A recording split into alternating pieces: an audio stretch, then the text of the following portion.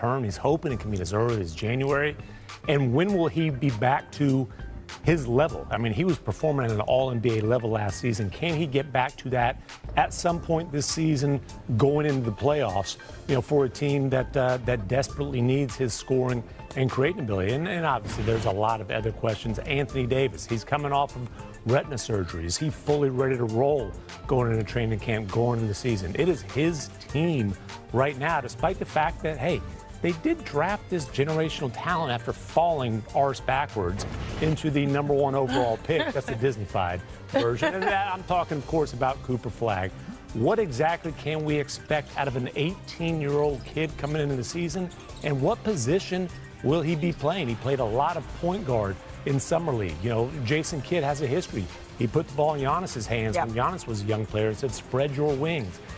Can he do that? Will he do that with Cooper Flagg playing on a team surrounded by veteran future Hall of Famers that has aspirations to be a playoff team that can do some damage this season? Yeah, when I spoke to Jason Kidd at Summer League in Las Vegas, he said, I plan to put the ball in Cooper Flagg's hands a whole lot. This is a team that has expectations, Shanae. Knowing that you're trusting a rookie with those ball handling duties, how far do you think this team can go with all those questions hanging over them? I think they can stay in the mix. Yep. The West is getting better, and I do believe that Kyrie Irving, maybe getting him back towards the end of the season, buying him time. He's a veteran, so he'll know how to handle that process the best. I think making sure that Cooper has some initiating ball handling duties, but also making sure that D'Lo is the one probably more often than not. Right. And that's the questions that Tim is going to be asking heading into this training camp, which brings us to the Los Angeles Lakers, because the highlight of the Lakers offseason was probably agreeing to a 3-year max extension with Luka. It'll keep him with Los Angeles until at least the 2028-29 season. And then LeBron, this was very interesting. He picked up his $52.6 million player option. He now can become an unrestricted free agent next year. And then the Lakers, they signed DeAndre Ayton, Marcus Smart, and Jake LaRavia. So, Dave, the Lakers come into every season with only one goal, and that is to win a championship. But what is the biggest question to you that you're going to be asking when you go into training camp?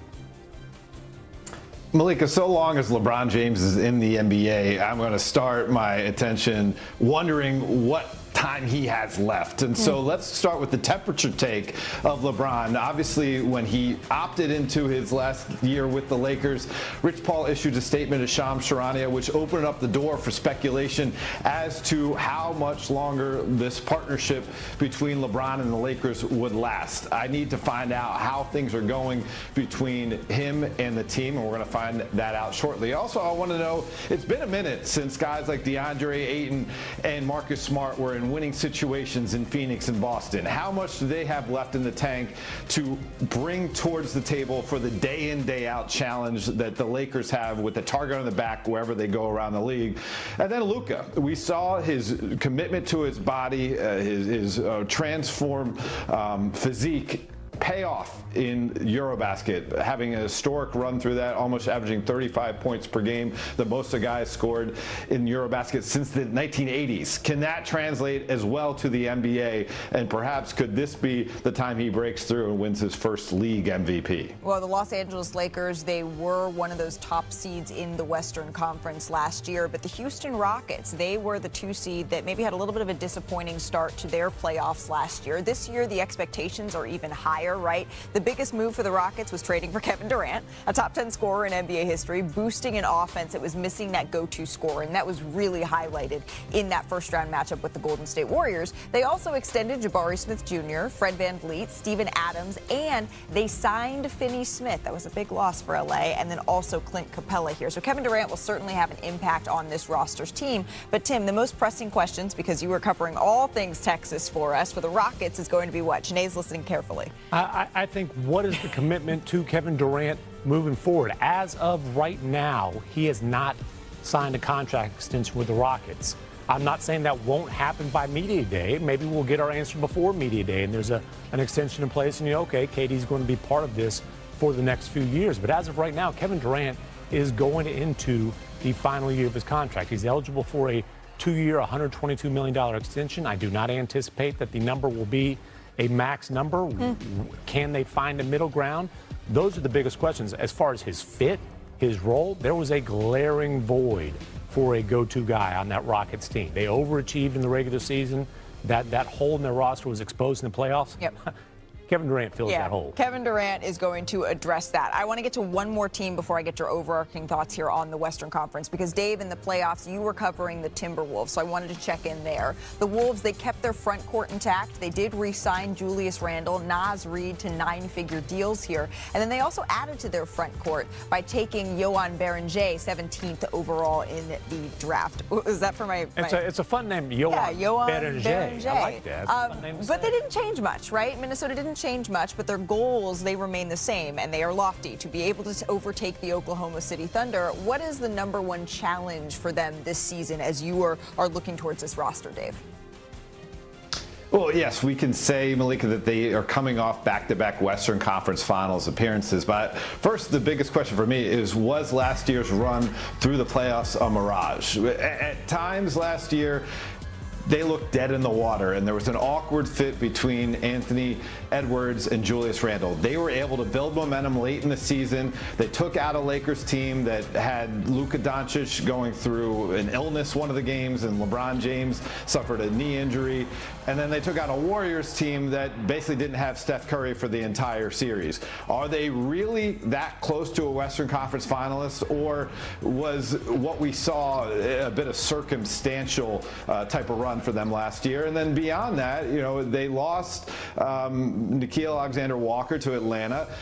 Chris Finch vowed after they lost to the Oklahoma City Thunder in the Western Conference Finals that he's going to play younger guys and to improve their depth. Are guys like Terrence Shannon Jr., Rob Dillingham, and Josh Minott, are they ready for this moment? Are they primetime players ready to produce and get this team back to the level it was last year? Okay, class has been in session. I took some notes, so I've got some feedback on Dallas. I think we know that they can play big. My curiosity is, can they play small?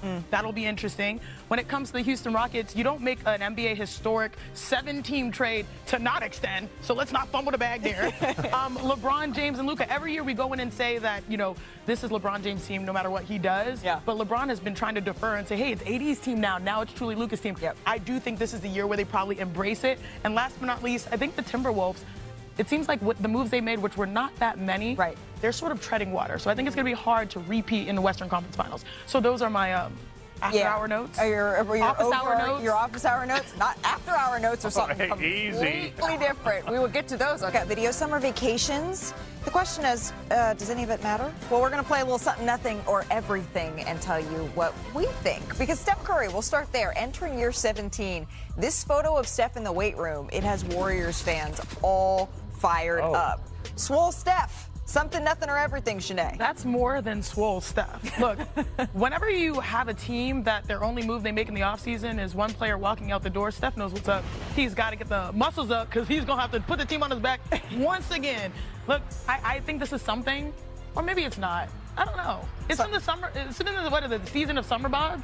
So maybe it's just a new trend. Well, maybe we just drop the bicep routine. Shanae and I are, we're talking about how we need to get on the the push-up. Come on, Tim, join us. Yeah, there you go, Tim. Did you see this clip of Trae Young at the Oklahoma State Fair? We're not sure how many stuffed animals he walked away with. Dave actually won 2 at Six Flags the other day. That's amazing, 'cause I've seen a jump shot. I think they called this hustling the hustlers. Yeah, that ain't fair. Something, nothing, or everything. I mean, it's something. Look, but it's not a surprise. I would never bet against Trae Young doing something basketball-related that does not require playing a lick of defense. He's in his element here. Come on now. What? Moving on. SNY's Ian Begley reports that the Knicks, they're discussing whether or not to retire Carmelo Anthony's jersey, but the decision will, quote, ultimately be made by owner James Dolan. So, Dave, would Melo, go Cuse, getting his number 7 retired in Madison Square Garden? Would that be something, nothing, or everything?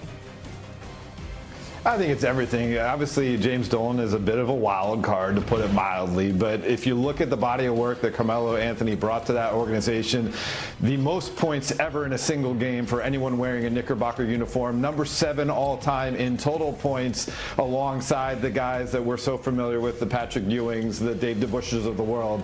Everything put his number up, number 7 up in the rafters. I expected more energy from you, Dave, on that one. He used the government name, Knickerbocker. Yeah, right. Tyrese Halliburton's shot from game 1 1 of the East Finals to force overtime. It will be remembered forever. I mean, ask Knicks superfan Spike Lee. The pair, they were together on the Old Man and the Three podcast. And Spike, he explained why that shot has affected his personal life. Take a look. To this day, people come up to Reggie and I and say that we hate each other. How many years ago was that? Well, 30? A long time. Yeah. Even today, me and Reggie squashed that. It's been squashed. But you brought the back. We had that thing squashed, man, and it was dead, and you brought it alive. You gotta love Spike there. Knicks Pacers, one of the best rivalries it has been, especially last season. I'm bummed we're not going to be able to see it at full health, full fruition this year. But before we take a look at Tyrese Halliburton back on the floor, is there another rivalry, Dave, that you think is the best in the NBA right now? Because that one could be it again when they're back and healthy. Oh, we started this segment talking about the new physique of Steph Curry. Steph Curry and LeBron James. It's simple. They are the two monolithic figures in today's game. 4 straight finals appearances about a decade ago. Anyone who tuned into Christmas Day last year can recognize they still make it must-see TV. And their rivalry is not a renewable resource. There's a limited amount of opportunities that we have left to see these two guys still battle it out. And so anytime the Warriors and Lakers are playing, you got to tune in. That's the best rivalry in today's NBA. I mean, look, it's not even the best rivalry with the Lakers. Forget Steph's new physique. Steph's been in shape his whole career. Let's talk about Luka's new physique. Did you see the men's health coverage? Did you see that snug sweater he was wearing the other day? Looked all sleek. Luka against that nice the Mavericks. Sweater, okay. And it was a nice sweater. I thought the rivalry was going to be Luka versus sweater. It's Luka versus No. The sweater and Luka are on the same page. Him and the Mavericks clearly were not. Him and Nico Harrison clearly were not. And look, the Mavericks are coming out here the day after Thanksgiving. The Lakers will be in Dallas in late January for the first time. And you remember when Luka went back last year? He lit him up something fierce. Standing ovation when he checked out, going right into fire Nico chants.